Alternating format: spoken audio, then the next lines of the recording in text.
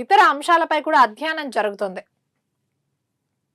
ఇసుక మెట్రో పేరుతో డ్రామాలు అంటూ కూడా కేటీఆర్ చేసిన కొన్ని వ్యాఖ్యలు ఇక్కడ ఉన్నాయి. సీఎం రేవంత్ రెడ్డి కిషన్ రెడ్డిపై కేటీఆర్ తీవ్ర స్థాయిలో ధ్వజమెత్తారు.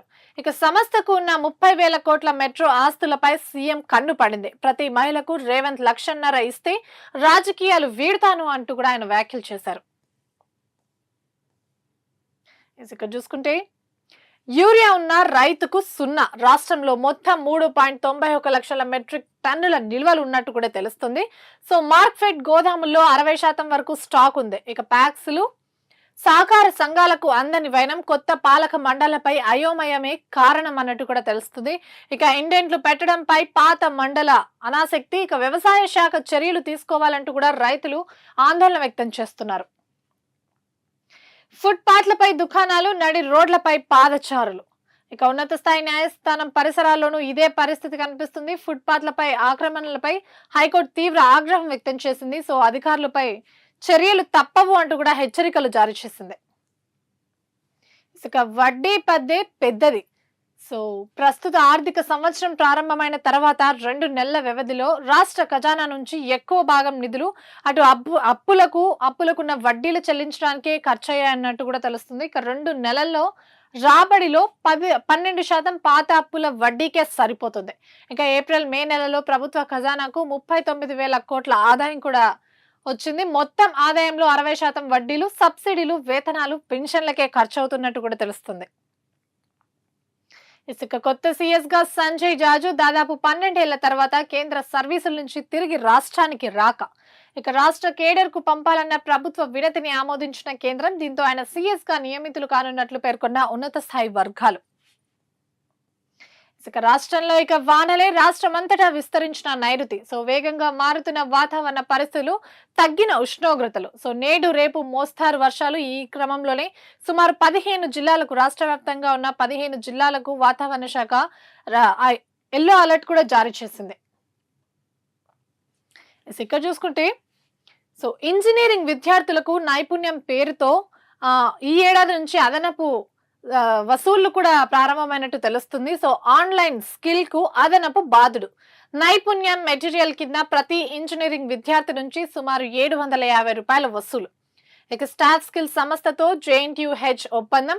ప్రభుత్వ అలాగే ప్రైవేట్ విద్యార్థులందరికీ ఇది వర్తిస్తుంది. ఫీజు రియంబర్స్మెంట్ పొందే విద్యార్థులకు మినహాయింపు లేదంటూ అధికారులు తెలిపారు. సుమారు 3,000 వసూళ్ల వరకు సిద్ధమవుతున్న ప్రైవేట్ కాలేజీలు. ఇక చూసుకుంటే 3 సార్లు వస్తారు, ఇంటికి తాళం వేసినా వదలరు. సో సార్ ప్రక్రియకి సంబంధించి CEO సుదర్శన్ రెడ్డి చేసిన కొన్ని వ్యాఖ్యలు ఇక్కడ ఉన్నాయి. సో ఫారంలో వివరాలు ఖచ్చితంగా నింపాల్సిందే. విదేశాల్లో చదువుతున్న, దవాఖానాలో చికిత్స పొందుతున్న కుటుంబ సభ్యుల ధృవీకరణ ఓటు 10 అంటూ కూడా స్పష్టం చేశారు ఆయన. ముసాయిదాలో పేరు లేకపోయినా అభ్యంతరాల్లో మళ్ళీ చెప్పొచ్చు.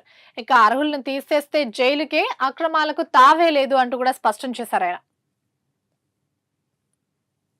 ఇసుక ధాన్యం కొనుగోలు టార్గెట్ పెంచండి. కేంద్ర మంత్రి ప్రహ్లాద్ జోషికి మంత్రులు తుమ్మల అలాగే ఉత్తమ్ విజ్ఞప్తి చేశారు. ఇక సీఎంఆర్ గడువు పొడిగించాలని కూడా రిక్వెస్ట్. అదనపు ధాన్యాన్ని FCI ద్వారా తీసుకోవాలి అంటూ కూడా స్పష్టం చేశారు. ఆయిల్ ఫామ్ విస్తీర్ణంలో దేశంలోనే తెలంగాణ నెంబర్ 1 ప్లేస్ లో ఉంది అంటూ కూడా స్పష్టం చేశారు. ఇసుక అమెరికా పౌరసత్వం మరింత కాస్ట్లీ. సో సిటిజన్షిప్ దరఖాస్తు ఫీజు ఒకేసారి 1,11 లక్షలకి పెంచింది అక్కడి ప్రభుత్వం. సో ప్రజా అభిప్రాయానికి 60 రోజుల గడువు. ఆ తర్వాత అమల్లోకి ట్రంప్ నిర్ణయం. సో దీనిపై ఆందోళనలు కూడా వ్యక్తం అవుతున్నట్టే తెలుస్తున్నాయి. ఇసుక నీట్ వద్దు, 12వ తరగతి మార్కుల ఆధారంగానే సీట్ ఇవ్వాలి అంటూ కూడా తమిళనాడు సీఎం విజయ్ చేసిన వ్యాఖ్యలు ఇవి. 2 భాషల విధానానికి మా ప్రభుత్వం కట్టుబడి ఉంది. హిందీని తమపై రుద్దితే అంగీకరించబోము అంటూ కూడా వెల్లడి.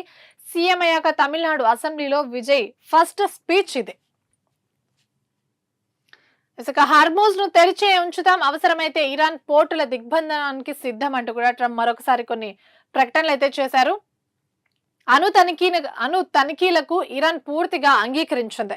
రికార్డు స్థాయిలో చమురు రవాణా, ధరలు తగ్గుతాయన్న యుఎస్ ప్రెసిడెంట్ అణు తనిఖీలపై ఎలాంటి హామీలు ఇవ్వలేదు అంటూ కూడా మరోవైపు ఇరాన్ ప్రకటిస్తుంది.